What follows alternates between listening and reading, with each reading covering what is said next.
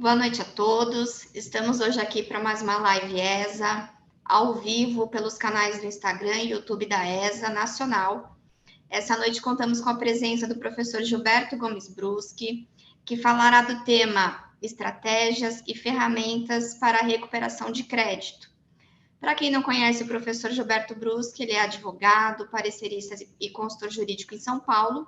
Ele é doutor e mestre em Direito Processual Civil pela PUC, professor dos cursos do Damasa Educacional e alguns outros de pós-graduação Lato Sensu.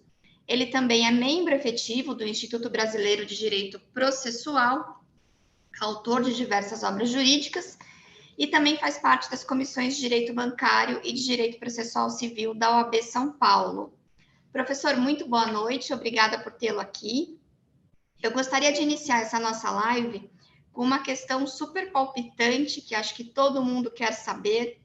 Gostaria que o professor iniciasse, então, explicando, a grosso modo, o que foi decidido na semana passada pelo STF, na DIN 5941, que tratou, da constitucionalidade do artigo 139, inciso 4º do CPC. Bom, Jaque, tudo bem? Eu estou muito feliz de participar de mais essa live aqui na ESA Nacional. O tema tem a ver com o nosso curso de extensão, mais tarde eu falo um pouco dele. E eu quero começar, então, respondendo essa pergunta tão interessante e tem tudo a ver com estratégia na execução.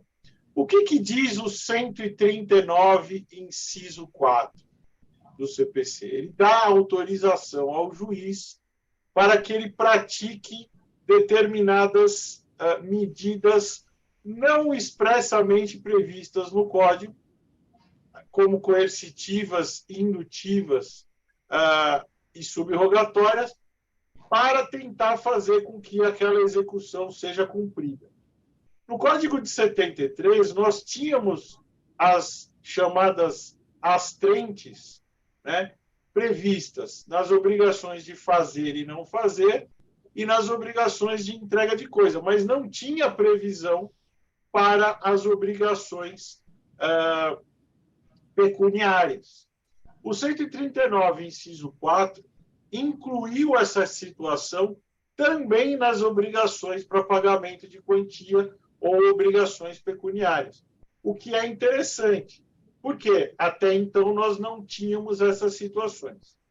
Bom, qual que é a diferença, então, das medidas expressamente previstas no CPC para as chamadas medidas atípicas, que foi o nome que a doutrina deu para o 139, inciso 4. Aliás, eu queria aproveitar aqui o andar da nossa live e recomendar duas obras sobre o tema, especificamente sobre esse tema, que acabam falando da ADIM, mas sem a decisão, porque foi semana passada que foi decidida essa questão na quinta-feira última. Bom, a primeira obra delas é do professor Marcos Vinícius Motter Borges, da editora Revista dos Tribunais, chamada, deixa eu pegar aqui o nome certinho, Medidas Coercitivas Atípicas nas Execuções Pecuniárias. E a outra, também da editora Revista dos Tribunais, professor Olavo de Oliveira Neto, O Poder Geral de Coerção. Tá? São duas obras que têm tudo a ver com esse assunto. Bom, primeira questão. Como que o STF decidiu a ADIM? E qual era o mérito da ADIM? Isso é importante.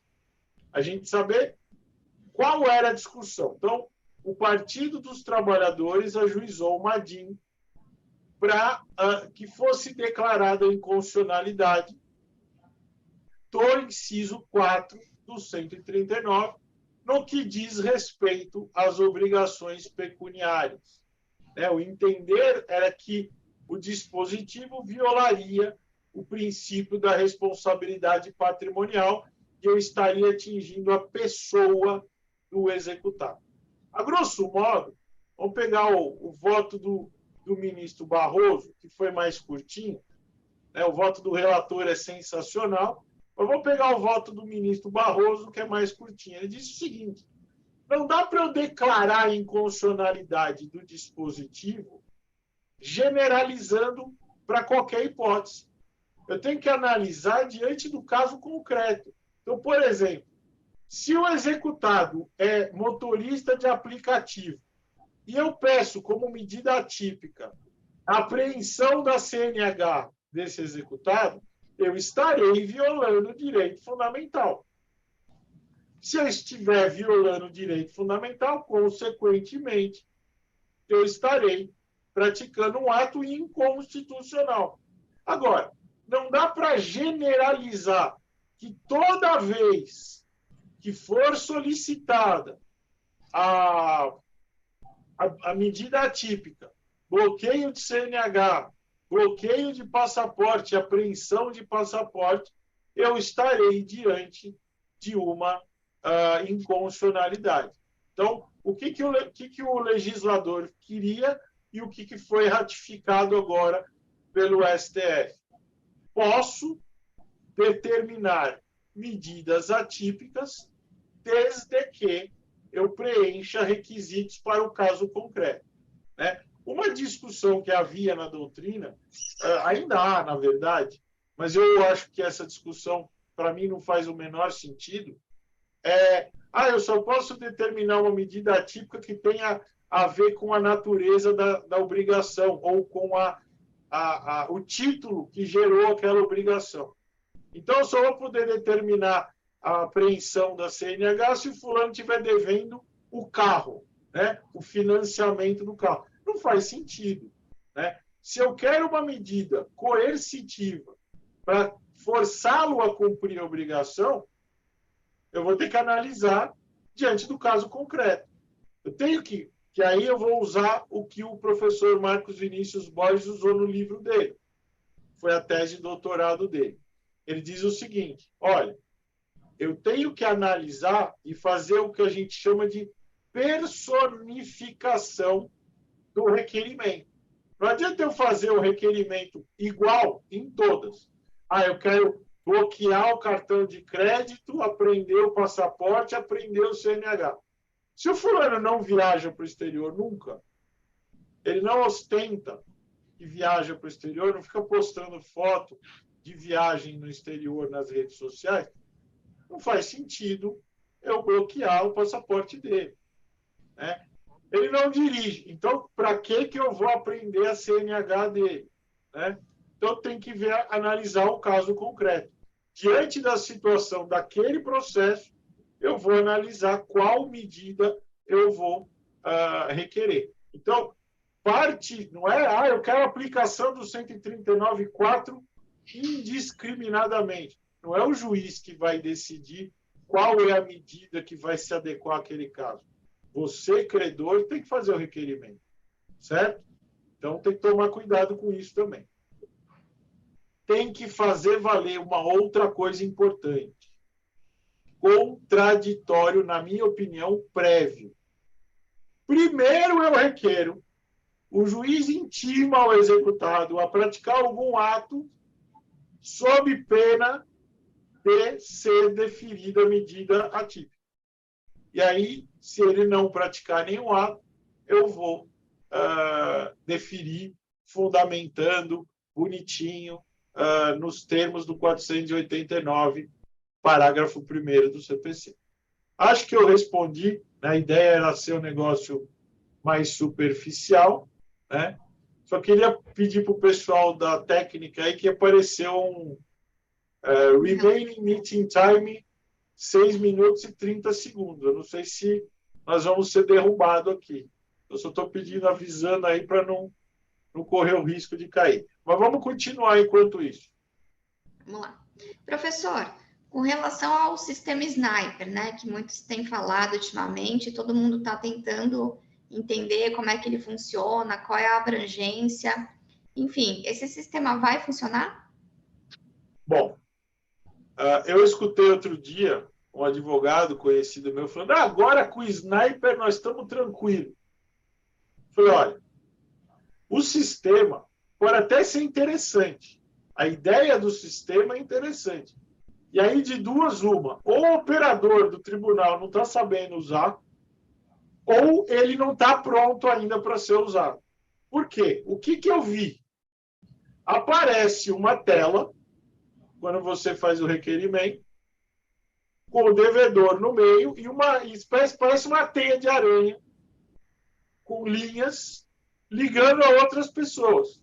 Então, se o devedor tem relacionamento frequente com a filha dele, transferir dinheiro para a filha dele ou alguma coisa parecida, vai ter uma ligação dele com a filha, vai ter uma ligação dele com a empresa e por aí vai. Agora, as telas que eu vi do Sniper até agora se limitam a isso. Quer dizer, não vai resolver o meu problema. Eu não sei o que é o relacionamento. Então, ficaria meio complexo para eu conseguir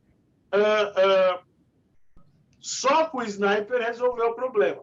Aí eu vou sugerir que vocês deem uma olhada depois no CCS Bacen, que aí é interessante, só que corre o risco do juiz indeferir, tá?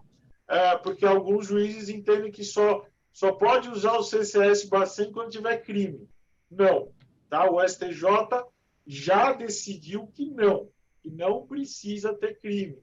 Né? Pode ser para fazer uma pesquisa para ver se há transação envolvendo o devedor e um terceiro. Né? Ele esconde o patrimônio. Por exemplo, ele vai recebendo o salário dele e vai depositando na conta da mulher. Então, todo mês ele transfere dinheiro para a mulher para assumir o dinheiro da conta dele, né? Para não sobrar o dinheiro. E vai fazendo aplicações na conta da mulher. E a mulher não trabalha. Então, aí você já tem, pelo CCS Bacen, uma espécie de quebra de sigilo bancário do devedor. Claro que isso vai ser trazido para os autos de forma sigilosa, ou então o processo passa a ser sigiloso. Né? É uma medida que você pode usar além do Sniper. Aliás, eu faria o contrário. Primeiro usa o CCS Bacen e depois vai para o Sniper. Tá? Vamos esperar um pouco, gente, porque pode ser que à medida que o tempo vai passando, o Sniper vai sendo aperfeiçoado, até porque os operadores do tribunal começaram a usar cerca de 1 mês e meio atrás, eles ainda não aprenderam. Né? O Sismajude já está dando confusão, que eles não sabem usar direito. Imagine o negócio novo que acabou de acontecer. Certo? Professor, já que o senhor está falando do Sisbajude, vamos aproveitar aqui para falar sobre o sistema Sisbajude na modalidade aí teimosinha, né? É verdade que em São Paulo tem que pagar custas para fazer o Sisbajude dessa forma diferenciada? Como é que ficou isso? Bom, na verdade, o Tribunal de Justiça de São Paulo baixou um provimento agora, deixa eu pegar o número dele aqui. Se vocês quiserem anotar aí, é importante, tá? Provimento do Conselho Superior da Magistratura de São Paulo, 2684/2023. É de 31 de janeiro de 2023. Tá? E aí eu peguei aqui, no próprio site do Tribunal de Justiça, tem um resuminho dele, uma tabelinha, para ficar mais fácil para a gente usar na hora de pagar. Então, tem que pagar a taxa para fazer esse Sisbajude? Tem. Aliás, eu vou dizer aqui quais são as ferramentas que nós temos que pagar a taxa em São Paulo. Tá? Sisbajude, Infojude, Renajude, ONR, Ciel, Infoseg, Sensec, CRCJude, Serasa-Jude, Congasjude, que eu nem sabia que existia, só para saber se aí é o endereço do devedor, SCPC-Jude, que é novidade. Esse a gente fazia por ofício. Né? Aliás, ainda é por ofício. E o Sniper. Tem que pagar o Sniper também, gente. Tá? Qual o valor? Basicamente, é um FESP para cada um. Né? Até o ano passado, alguns eram sem nada, sem pagar, e outros era R$16. agora é uma UFESP em média. Qual o valor da UFESP, professor? Até 31 de dezembro desse ano, vai ser R$ 34,26. Tá? Então, para 2023, o valor da UFESP é R$ 34,26. Aí vocês vão ter que entrar no site do Banco do Brasil e pegar a guia de recolhimento do Fundo Especial de Justiça, aliás, Fundo Especial de Despesa do Tribunal.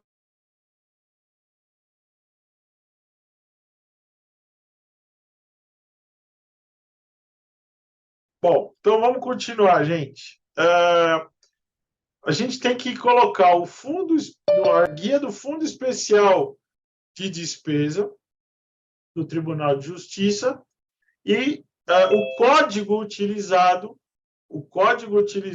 é o 434/1 ou 434-1 para todas as pesquisas, tá? Então vamos lá, para o Sisbajude, temos algumas situações específicas. O Sisbajude, para um bloqueio simples, consulta de informações cadastrais, ICCS Bacen, que eu falei agora há pouco, é uma UFESP o valor, tem que pagar. Quebra de sigilo por ano, ou seja, você vai pegar o que ele gastou, como foi o procedimento por um ano. 2 UFESPs. Tá? E a ordem de bloqueio reiterada, que é o Sisbajude teimosinha. A cada 30 dias, 3 UFESPs. Ou seja, vai dar R$ 100 mais ou menos o valor que você vai ter que pagar, porque teve essa mudança nos valores. Tá? Tem uma tabelinha no site do Tribunal de Justiça de São Paulo. Se vocês colocarem lá custa Sisbajude, vai aparecer lá no site e você baixa essa tabelinha. Eu achei interessante falar para vocês isso tudo, porque não é normal, né? Outra questão importante. Vai requerer o Sisbajude aqui em São Paulo? Essa é uma sutileza importante. Você vai requerer o Sisbajude aqui em São Paulo, no ESAG do TJ de São Paulo? Clica lá, na hora de dar o nome à petição, você não vai colocar petição intermediária, você não vai colocar petição diversa, você não vai colocar pedido de penhora. Você vai colocar o seguinte: primeiro pedido de bloqueio online. Por quê, professor?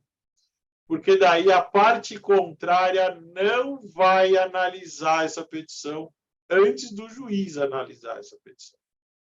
Outra coisa, São Paulo ou qualquer outro estado que tenha que pagar a taxa, tem que pagar a taxa antes, né, gente? Por quê? Fiz um pedido lá. Eu quero pedido. Aí o juiz vai falar, não pagou a taxa. Você acha que ele vai fazer o negócio sem você pagar a taxa? Não vai. E aí o que vai acontecer? Ele vai te intimar para recolher a taxa. Consequentemente, quando fizer, não vai ter mais dinheiro na conta. Certo? Então, paciência. Tá? Toma cuidado com isso que é importante. Tá? Mais alguma pergunta aí, Jaque? Não, professor, só lembrando do que você estava falando agora, acontece bastante do juiz não observar que a parte é beneficiária da assistência jurídica gratuita. Então, quando for beneficiário, avisa. Tem que avisar antes em letras gigantes, né? Eu não tenho que pagar nada porque eu sou beneficiário.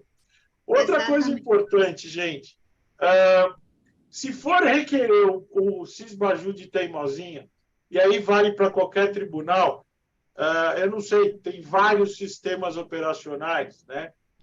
No ESAG você tem como esconder a petição, tem que ver se nos outros sistemas você também tem como esconder a petição. Se tiver, tenta. E pede para o juiz, na petição, só liberar o deferimento pelo período que vai ser deferido depois que terminar o bloqueio, quando ele liberar a conta. Porque senão acontece igual aconteceu no processo meu. O juiz determinou o bloqueio por 30 dias e liberou a decisão, a minha petição, etc. O que o devedor fez? Bloqueou lá no primeiro dia R$ 2.000. E aí ele não deixou mais cair dinheiro na conta dele. Ou seja, né? Agora tem uma questão importante. TJ de São Paulo, em segundo grau, eu não vi decisão de primeiro grau definindo isso ainda. O tribunal, em segundo grau, tem definido a teimosinha de forma permanente. Ou seja, não vai durar 30 dias, vai ficar bloqueada todas as contas daquele CPF ou daquele CNPJ até que se satisfaça a dívida. É uma forma de forçar o devedor a procurar o credor para tentar um acordo. Por quê? Se a conta dele vai ficar bloqueada eternamente, só que aí, a cada 30 dias, o credor vai ter que pagar uma taxa de R$ 100. Certo? E nos estados que precisa pagar. Tem estado que não precisa pagar. Certo? Eu acho que isso aqui foi uma forma que o tribunal encontrou de arrecadar um pouco. Por quê? Eu vou contar isso rapidinho para vocês, devolvo a palavra para a Jaqueline. Há um projeto de lei tramitando na Assembleia Legislativa para alterar as custas do Estado de São Paulo, para aumentar, e vai aumentar bem. Se passar aquele projeto, vai aumentar bem. Só para vocês terem uma ideia, cumprimento de sentença, que hoje não tem custas, aqui em São Paulo, passaria a ter 1% para requerer o cumprimento da sentença. Ou seja, já tem que recolher antes de começar, como se fosse uma execução fundada em título extrajudicial. Mas você já pagou na fase de conhecimento e vai ter que pagar na fase de cumprimento. Tem estado que tem que pagar custas já, então isso não é novidade. Mas vamos lá. Como o projeto não foi para frente, não foi votado em tempo hábil para valer para esse ano, né, eu acho que o tribunal encontrou uma saída para fazer a taxação dessas custas específicas para tentar arrecadar um pouco. Claro que não é nem perto do que eles queriam arrecadar com a lei de custas nova, mas é uma estratégia aí, na minha opinião. Bom, mais alguma aí, Jaque? Sim, professor. Falando em estratégia, né? Nós recebemos uma pergunta aqui. Um aluno pediu sugestões de técnicas para forçar o devedor a cumprir uma obrigação. Bom, então, além das medidas atípicas que eu já falei e do cisbajude que eu já falei, né, eu queria sugerir aí algumas outras técnicas. Quando for cumprimento da sentença, a gente pode usar o 517, que é o protesto da sentença. Então, você vai pegar uma certidão no cartório. Você lê o 517, ele é autoexplicativo. Você vai pegar uma certidão do cartório, vai levar essa certidão no cartório de protesto e protesta a sentença. Professor, vai funcionar? Não sei. Pode ser que sim, pode ser que não. Eu utilizo uma outra técnica. Protesto de sentença eu nunca fiz. Tá? Eu utilizo uma outra técnica que também vale para sentenças, só que só vale nas transitadas em julgado, tá? Ou seja, cumprimento definitivo da sentença. Tem juiz que no despacho inaugural, que manda pagar sob pena de multa e honorários, ele já coloca isso. E você já pode fazer isso. tá? Que é a aplicação do 782, parágrafo 3º, 4º e 5º. O que é isso? Negativação do devedor. E aí, naquela tabela que eu mostrei, que eu falei para vocês agora, tem lá o valor para pagar para fazer a negativação, né? Inclusão de apontamentos, uma OFESP. Exclusão de apontamentos, uma OFESP. Olha, vai arrecadar 2 vezes. E tem o SCPC Jude também, que é uma UFESP. Aí, né? Só que antes de pedir a negativação, gente, dá uma olhada para ver se já não está negativado, né? Se já está um monte de coisa negativada, não vai requerer isso, porque não vai adiantar nada.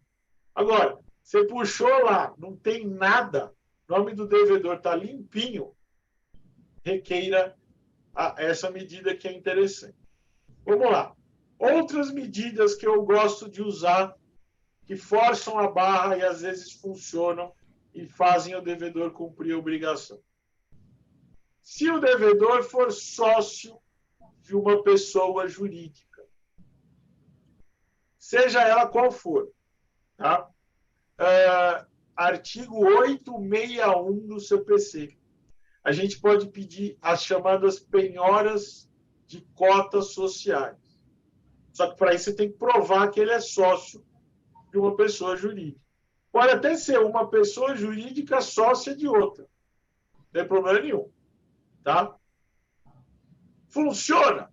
Funciona. E é interessante, porque se tiver lucros ou dividendos a distribuir desse sócio, a empresa já tem que depositar em juízo o valor do lucro a distribuir ou dos dividendos a distribuir.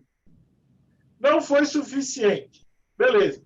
Posso pedir para a empresa ser intimada para ofertar as cotas desse fulano ou as ações, Sociedade Anônima de Capital Fechado, para os sócios da empresa.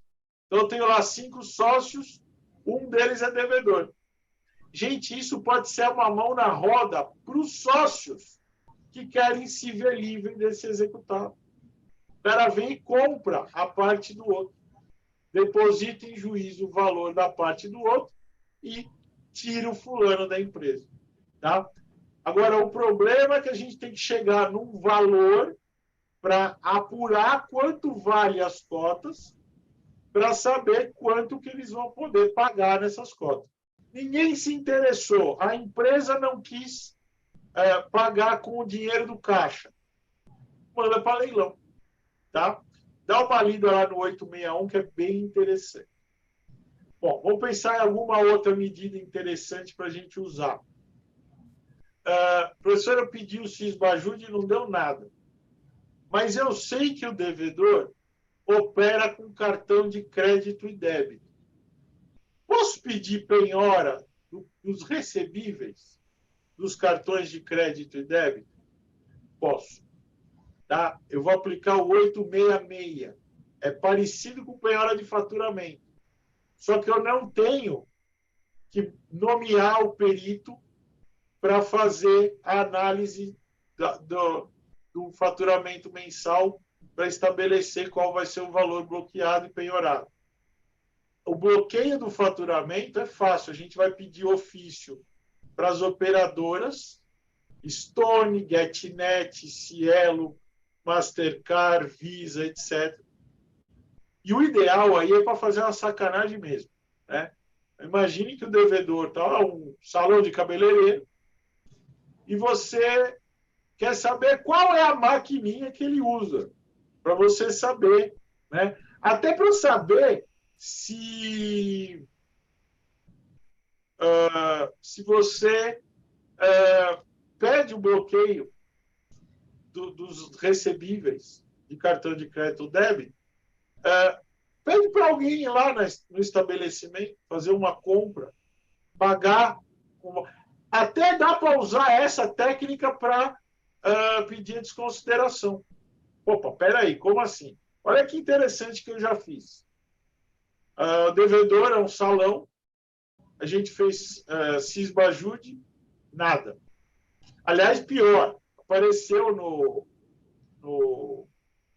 na resposta do Sisbajude que o CNPJ não possuía relacionamento bancário. Como assim uma empresa que presta serviços para a população, em geral, pagos, não tem relacionamento bancário? Bom, beleza. Aí o que eu fiz? Virei para uma amiga conhecida, falei, vai lá no salão e faz alguma coisa lá e paga com cartão de crédito. E aí veio, ela me mandou por e-mail, aquela moderninha do UOL, PagSeguro do UOL, e essa é legal porque sai no Sisbajude, tá? Não precisa oficiar direto, já sai no Sisbajude porque gera uma conta. Ela pagou lá R$ 400, sei lá o que ela fez, no cartão de crédito. E veio no nome da pessoa física, sócia majoritária da empresa devedora. O que diz o artigo 50 do Código Civil, gente? Recebimento, né? Utilização do CPF para receber e pagar débitos da PJ e vice-versa. Ou seja, a empresa não tem conta, eles usam a conta da pessoa física como se fosse a conta da pessoa jurídica. Desconsideração da personalidade jurídica. Provei que havia uma, né? Ele tinha que provar que era única. Não conseguiu, o juiz desconsiderou, ele agravou, o tribunal manteve a desconsideração. Ou seja, dá para usar essa técnica de saber qual é a maquininha, dá até para saber quem é que recebe pela PJ, né? E aí você pede a desconsideração. Tudo bem que agora o fulano está escolado já, né? Se chegar um cara desconhecido lá, capaz de nem atender. Bom, vamos lá. A última saída. Eu já utilizei, não consegui receber, tá? Mas é a última saída. Requerimento de falência por execução frustrada. Artigo 94, inciso 2 do CPC. Essa é a última tentativa, gente. Por que última tentativa? Porque se decretarem a falência e você for credor quirografário, provavelmente você não vai conseguir receber depois, tá? Quem sabe? Pode ser, mas aí tem que sopesar para ver se vale a pena ou não. Só que para aplicar o 94, inciso 2, você não pode fazer no mesmo processo. Você tem que ajuizar um pedido de falência na vara que tiver competência para tanto. Não pode ser no mesmo processo. Antes fosse. Então tem que pagar custas de novo? Sim. Eu tenho que desistir da execução para poder requerer a falência? Cuidado, não. Você vai pedir a suspensão da execução. E aí eu vou ensinar uma outra coisa que a gente pode usar, até para preparar o pedido de falência, ou então para tentar angariar bens do executado. É o artigo 774, inciso 5 do CPC. O que ele diz lá, gente? Ele diz o seguinte. Se o devedor for intimado para indicar bens, onde estão os bens, seus valores, etc., etc., etc., e certidão negativa de ônus, quando for o caso, se ele for intimado e não indicar os bens, será ato atentatório à dignidade da justiça. Tá? A conduta omissiva ou comissiva. Como assim? Se ele não fizer nada, é ato atentatório à dignidade da justiça. Agora, olha que interessante. Se ele indicar um bem, e esse bem for interessante para o credor, eu vou lá e penhoro. O credor pode recusar o bem indicado? Pode. Pode dizer que o valor que ele deu não está certo? Pode. Aí vai depender do caso concreto. Mas por que eu vou fazer esse requerimento? Primeiro, para ver se ele indica alguma coisa. Segundo, se não indicar, tem uma multa favorável ao exequente de até 20% do valor do débito. Eu confesso que eu nunca tive uma decisão deferindo 20%. Eu já tive 5, já tive 10, já tive 15, já tive 1, 20 eu nunca tive. Bom, para preparar, eu quero requerer a falência. Beleza. O que eu vou fazer? Excelência, intima ao executado, empresa, pessoa jurídica, sujeita à lei de falência, intima ao executado a indicar bens nos termos do 774, inciso 5 do CPC. Aí o juiz intima e ele não faz nada. Ou faz, mas não com bens suficientes para a satisfação da obrigação. Certo? Ok. Então vamos lá. O que diz o 94, inciso 2 da Lei de Falência? O devedor foi citado, não pagou, não nomeou bens à penhora e nem efetuou depósito. Professor, mas quando eu sou citado na execução ou sou intimado no cumprimento da sentença, eu não vou nomear bens à penhora. Posso até nomear. Por que essa redação é assim, gente? Porque o 94, inciso 2, é da versão original da Lei de Falência, que é lá atrás, em 2005. Em 2005, o CPC não havia sido alterado ainda. E muito menos estava em vigor o novo código. E como que era a regra na execução? Primeiro que eu não tinha cumprimento de sentença ou execução fundada em título extrajudicial. Era uma coisa só. Tá? O devedor era citado para pagar ou nomear bens à penhora em 24 horas. Se ele não pagasse nem nomeasse bens à penhora, passava o direito de escolha do que vai ser penhorado para o credor. E aí veio a lei de falência, dizendo o seguinte, se ele for citado, não pagar, não nomear bens à penhora e não depositar o valor, eu posso requerer a execução, aliás, a falência com base na execução frustrada. Claro, o credor tem que ter tentado encontrar alguma coisa, não conseguiu. Aí ele vai fazer o quê? Chegou agora, novidade, estamos agora num processo novo, né? Já com base no novo CPC. Quero requerer a falência.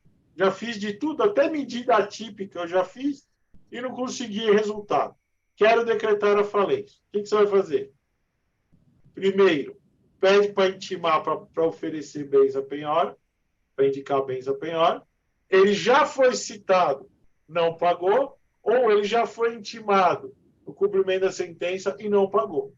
Então, você faz a tríplice omissão, com a citação lá de trás, ou a intimação lá de trás, mais essa do 774, inciso 5. Beleza. Consegui? Consegui. Agora eu vou fazer o seguinte.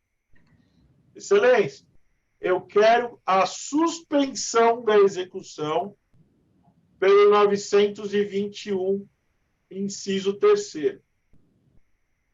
Professor, mas essa suspensão é um ano só. Tudo bem.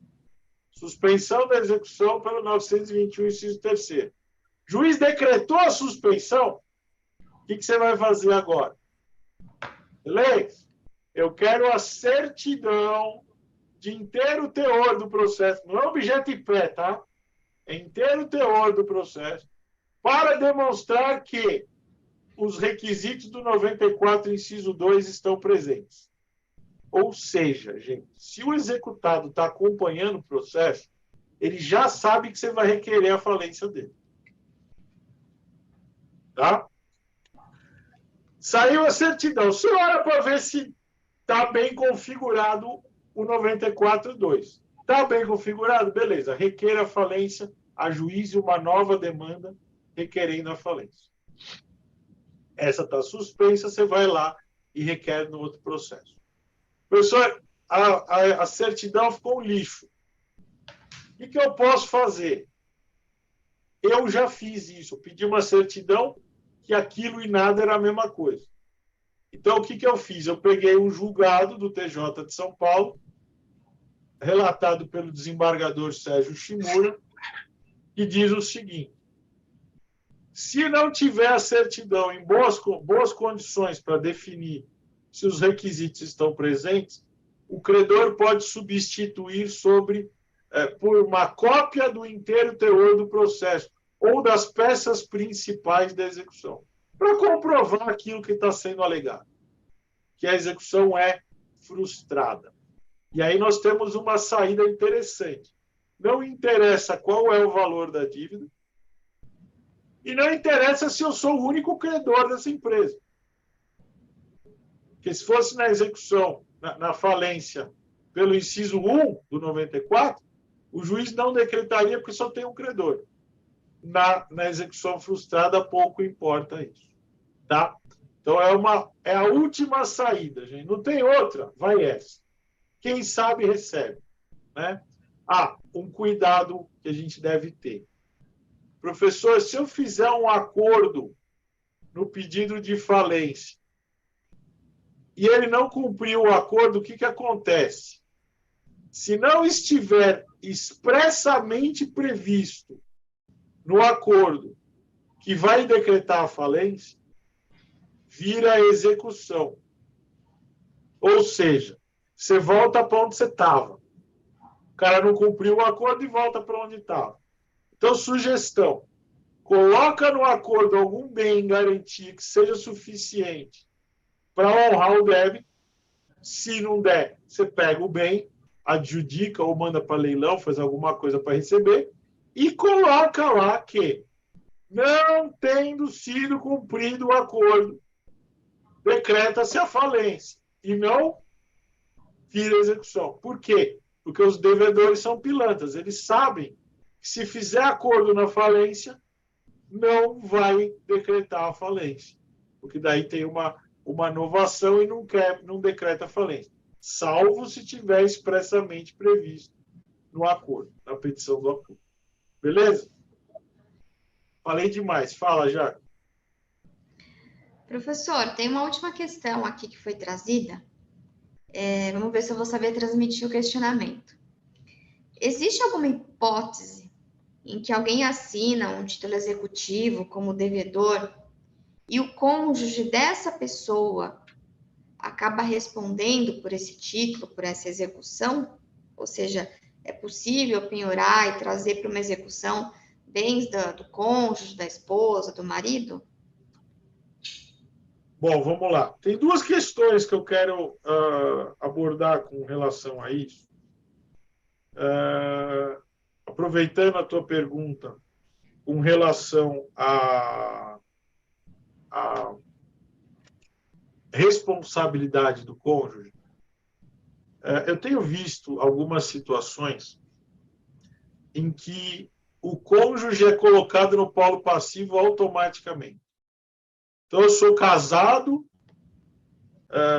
comunhão parcial de bens, e o credor ajuiza a execução e já coloca a minha mulher no rolo. E ela não tem nada a ver com a história. Quer ver? Vamos dar um exemplo. Não é mais comum acontecer porque ninguém mais usa cheque, mas quando a gente usava cheque,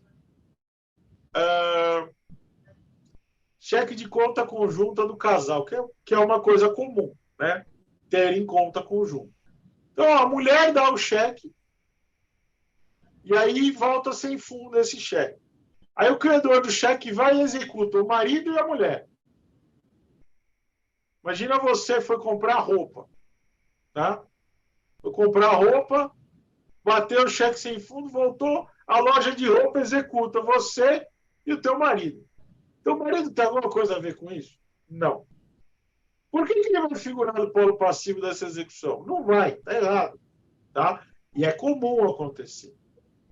Aliás, eu adoro quando eu sou advogado do executado nessa história, do cônjuge que não tem nada a ver com a história, que eu recebo honorários fáceis, né, digamos assim. Outra coisa que eu tenho visto acontecer é o seguinte: contrato de locação ou qualquer contrato que tenha um fiador. Fiador é casado. Aí bota no polo passivo da execução o devedor principal, o fiador e a mulher do fiador.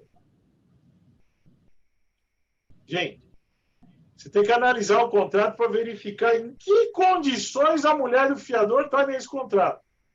Se ela está lá apenas para autorizar que ele seja o fiador, então aparece lá, cônjuge do fiador. Não aparece fiadora. O ideal é você colocar os dois, e daí um autoriza o outro. Tudo bem.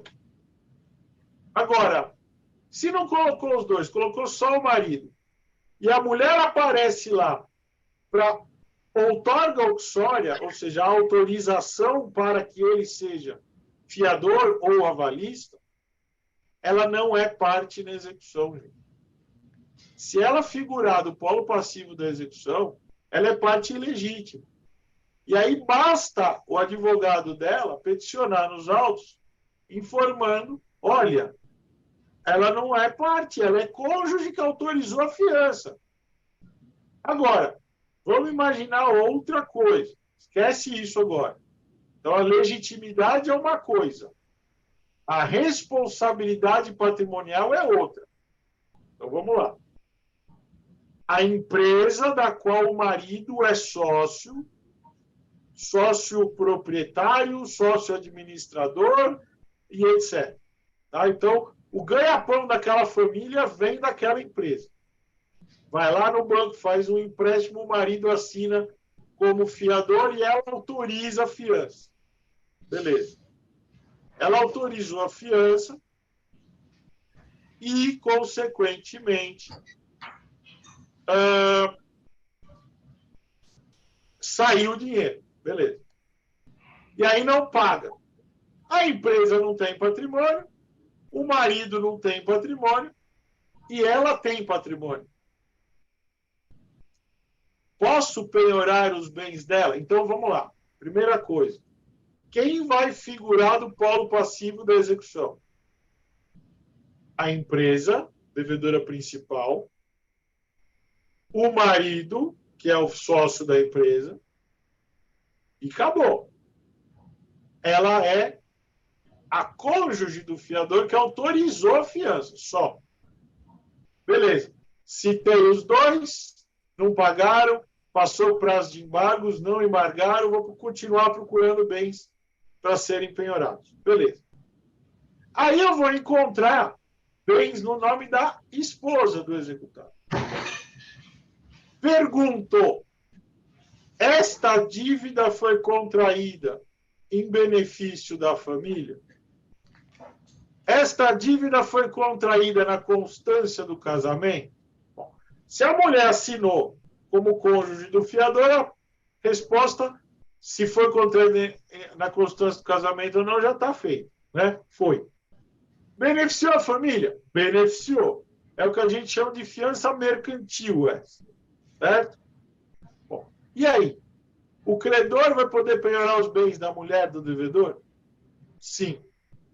Pessoal, mas ela não é parte, como que ela vai poder sofrer penhora nos bens dela? 790, inciso 4. Tá? Agora vamos mudar a situação. Tem um cliente que deve até as calças, deve tudo. Casado em separação total de bens, depois das dívidas terem sido contraídas. A mulher dele responde com o patrimônio dela? Não. Por quê? Porque o casamento é posterior à obrigação contraída. E não porque é separação total de bens, tá? O cara que... o meu marido é pródigo, ele gosta de fazer dívidas. Vou casar em separação total de bens para não responder. O advogado tem que ser sério e verdadeiro e honesto. Moça, se ele contraiu uma dívida depois que vocês casarem e a dívida beneficiou a família, pouco importa o regime de casamento, minha filha. Tá? Toma cuidado com isso, porque esse é um erro comum de acontecer. Né? Pouco importa o regime de casamento. Ah, mas eu casei em separação total de bens e vou ter que pagar a dívida dele? Vamos dar um exemplo. O casal, casado em separação total de bens, e o patrimônio está todo no nome da mulher, contrai uma dívida com a escola dos filhos do casal. Quem assina como responsável financeiro? O marido. Gente, se o marido é o responsável financeiro, o devedor é ele, certo? Agora, os bens dela podem vir a ser penhorados? Podem, porque a dívida foi na constância do casamento e porque é em benefício da família. E como que ela vai se defender se eventualmente sofrer a penhora dos bens pessoais e não for em benefício da família ou for anterior ao casamento? Aí eu vou embargar de terceiro, tá? Artigo 674 e seguintes. Lá no 674, parágrafo 2º, inciso 1º, tem uma regra lá, né? Que é exatamente o contrário do que está escrito no 790, inciso 4. Então, o cônjuge responde quando a dívida for passível de ser estendida a ele, com seus bens próprios ou sua meação. 674, parágrafo 2º, inciso 1º. O cônjuge poderá defender seus bens próprios ou sua meação quando a dívida não o atingir, né? Traduzindo ao que está escrito lá. Ou seja, para que eu vou fazer embargo de terceiro? Quando o credor penhorou e não era para ter penhorado. Quando conseguiu penhorar e não era para ter penhorado. Tudo bem? Foi claro, Jaque? Eu fiquei divagando aqui. Não sei se foi Não, muito professor. claro. Foi sim. Tá. Tem mais alguma aí, Jaque? Dá tempo de falar daquele tema, 11h32? Tá. Tem duas perguntas aqui que me mandaram, né? Uma, como tornar mais frutíferas as indicações de bens à penhora? Bom, vamos lá. Essa era uma das que você ia falar, né? Sim. Gente, primeira coisa que você tem que fazer, penhorou o bem, manda averbar logo, o mais rápido que você conseguir, e manda avaliar. Por quê? Para evitar fraude à execução. Tá? Deixa eu aproveitar o ensejo aqui, né, falar um pouquinho do nosso curso, que está disponível no portal Cursos Livres, lá na ESA, no portal da ESA Nacional, né? Estratégias para recuperação de crédito.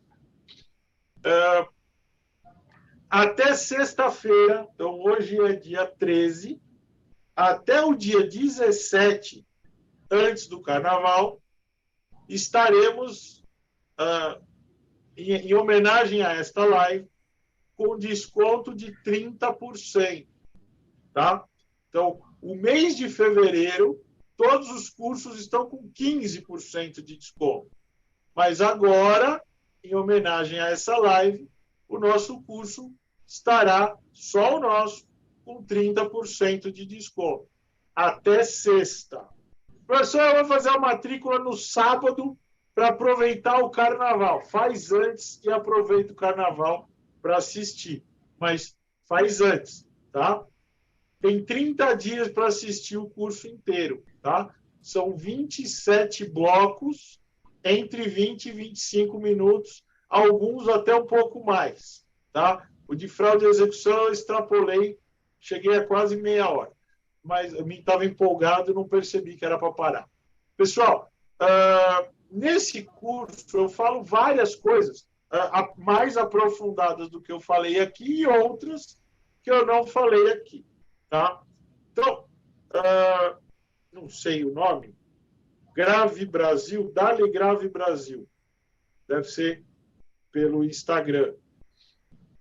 Como tornar frutíferas as indicações? Você tem que correr, né? Recuperação de crédito, você tem que ser o mais rápido do mundo. Saiu o despacho, você fazer alguma coisa, não espera dar os 15 dias, faz logo, tá? Porque normalmente o cara que deve para um, deve para um monte de gente. Então, se você for mais rápido que os outros, você acaba recebendo na frente, tá? E torce para cair numa vara que não seja devagar, quase parando. E a outra, qual que era, Jaque? Sobre o tema 1132, quais são os impactos? Tá, bom, eu achei aqui, eu não sei se é esse tema 1132, tá? Tema 1132 do STJ, eu imagino que seja esse. Então tá aqui, ó. Questão submetida a julgamento e não houve suspensão ou sobrestamento dos processos. Então continua andando o que estava pendente. Definir-se para comprovação da mora nos contratos garantidos por alienação fiduciária é suficiente ou não o envio de notificação extrajudicial ao endereço do devedor indicado no instrumento contratual, dispensando-se, por conseguinte, que a assinatura do AR seja do próprio destinatário. Bom, o que eu faria se eu estivesse no seu lugar como advogado do credor, Rafael? Enquanto não decidir isso, que seja feita a assinatura pelo próprio destinatário. Então, mas ele mora numa casa. Eu não sei se vai ser ele que vai assinar ou não. Você pede a R de mão própria, ou então, como é notificação extrajudicial, eu vou gastar muito. Como é notificação extrajudicial, faz via cartório. Só o cara vai poder assinar.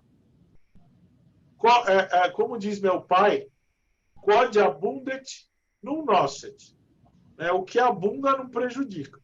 Então, correndo o risco de tomar uma nulidade depois, acho que vale a pena pecar por excesso. Se você é o advogado do devedor, não decidiram ainda, certo? Não sobrestaram os processos, até acho que por razões óbvias, senão ia ficar paralisado tudo. Alega que, no CPC, o 248 estabelece que o AR tem que ser assinado pelo próprio citando. Salvo você for empresa ou se for domiciliado num condomínio horizontal ou vertical com controle de acesso na portaria. Aí quem assina é o responsável pelo recebimento de correspondência, que pode se recusar a assinar caso o devedor não esteja presente, digamos assim. Foi viajar, aconteceu alguma coisa. Então, nessa situação, também o AR poderá ser assinado por terceiro. Agora, gente, eu imagino que o STJ vai definir o quê? Só elucubração minha aqui. Vai aplicar o que diz o CPC, porque não faz sentido ele aplicar uma regra diferente do que está na lei processual. O AR tem que ser assinado pelo próprio citando. A notificação extrajudicial tem que ser assinada pelo próprio notificando, salvo se for pessoa jurídica, que tiver portaria, controle de acesso, ou condomínio edilício, ou condomínio de casas com controle de acesso. Não sei. Tá? Isso é uma mera elucubração. Mas enquanto eles não definirem isso, esquece. Tá? Espero que eu tenha respondido. Peço desculpas pelo tombo que nós tivemos aí de alguns segundos, né? Conseguimos voltar rapidamente, mas o problema não foi causado por nós, e sim pela ferramenta Zoom aqui que nos derrubou. Tem mais alguma aí, Jaque? Não, professor, eram essas as questões. E você tem alguma questão para fazer? Ah, eu tenho. Eu queria falar desse livro maravilhoso aqui que eu uso muito. Se vamos ter um volume 4 aqui desses livros de execução. Para quem não conhece, né? Eu, pelo menos, faço muito uso aqui no meu dia a dia da advocacia. Eu queria saber se vai sair o 4º volume desse aqui. Bom, em breve, nós temos aí, já estamos escrevendo o volume 4, tá? São 3 volumes que saíram pela editora Revista dos Tribunais. Se quiserem me seguir lá no Instagram, lá eu divulgo os livros, tá? Coordenados por mim e pelo professor Araquém de Assis. Aproveitar o ensejo, né? Tem esse aqui também, né? Recuperação de crédito, esse é só meu, que é uma obra interessante. Muito do que eu falei está aqui também. E nós vamos escrever agora, estamos escrevendo o volume 4, que deve sair publicado mais ou menos em junho, julho desse ano. Tá? Então, são novos artigos. Eu estou escrevendo, tema super legal, execução de honorários advocatícios, contrato de honorários advocatícios. Estou chamando a atenção para algumas sutilezas que tem, né? Como eu sou perito arbitrador de honorários do tribunal, eu tenho visto algumas situações que me deixam desesperado, porque tem contrato de honorários feito que não prevê como vai ser feito o pagamento, né? Ou prevê uma situação que não acontece, e aí o fulano não pode executar o contrato de honorários. Ele tem que ajuizar uma ação de arbitramento de honorários, e aí é nomeado um perito para arbitrar esses honorários, para analisar se houve ou não serviço, e depois para dizer qual foi o valor devido, ou às vezes não houve motivo para pagamento, e aí o arbitramento vai dar 0. Tá? Então, toma cuidado na hora que for elaborar o contrato de honorários, para não deixar cláusulas vazias e depois você não recebe nada do cliente. Tá? Então, eu queria agradecer primeiro a Jaqueline, que nos deu a presença feminina aqui nessa live, sempre sorrindo, né? Agradecer a ESA Nacional pelo convite, mais uma vez pedir desculpa pelo tombo que nós tivemos aí, né? Não machucou, e lembrá-los de novo do desconto do curso Estratégias para a Recuperação de Crédito no portal da ESA Nacional, até sexta-feira, 30% de desconto, né? Vale a pena, tá? Você já fez o curso, já? Estou inscrita, agora eu vou assistir as aulas no carnaval. São 30 dias, viu, gente? A partir do momento que você fez a matrícula, você tem 30 dias para assistir o curso. Então, não bobeia, né? Eu vou deixando. É curto, são 10 horas, 9 horas certificadas, né? Mas como eu extrapolei em alguns minutos lá, acabou dando um pouco mais. Mas tem certificado bonitinho, a ESA Nacional manda o certificado para vocês, bem, bem bacana, e eu espero que seja útil para todos. Tá bom? Então, agradeço a todos, boa semana, bom carnaval, não abusem demais e nos vemos aí em alguma outra atividade da ESA Nacional ou por outra instituição qualquer. Tá bom? Obrigado, Jaque. Obrigado, pessoal da ESA. Até a próxima. Tchau, tchau. Tchau.